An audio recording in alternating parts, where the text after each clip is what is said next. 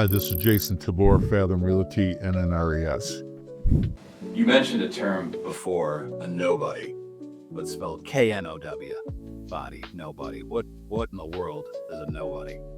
Well, it started off with as a derogatory term in my world. As someone who knows everything and anyone, we all know that one or two people, and I don't know how they have any friends. But, with the advent of this, it's pretty easy now to say, oh yeah, I'm an expert on this. Here's the issue with that. Your search engine is giving you a set of ranking type choice pieces of information. I guarantee mine is different than yours. That neighbor down the block has a different set of the first 10 responses in that. It's going to be completely different than ours. So how do you know that you're getting valid intel?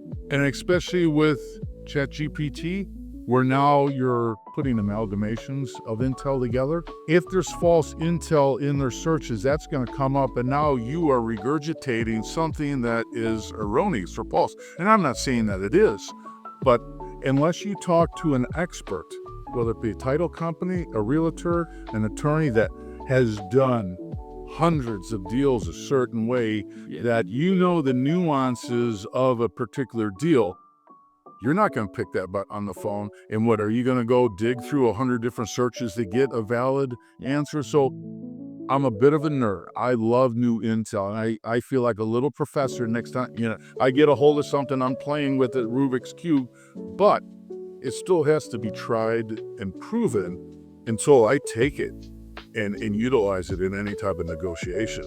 Because it sounds like what you're talking about is I may be able to, if I'm a novice or I'm just a seller in the marketplace and I Google whatever, and I have of these 10 responses, maybe the third one's the most important to me. It sounds more like what you're talking about is that experience versus what I can find on a Google search. Fair. Oh, and I've got an example to back it up. If you Google rent to own, every single one of them talks about rent credits. Absolutely not. You better have an attorney involved, because if you start getting involved in rent credits, you're tap dancing on the Dodd-Frank. And no, to me, I never use rent credits. Okay. You're coming to the table with cash for that property, and nothing needs to be credited to you. That's not the business model. This is an investor type scenario, and you are the client, and then at the end of the term, you're going to consummate and get your own loan. There's no rent credits involved, nor should there be.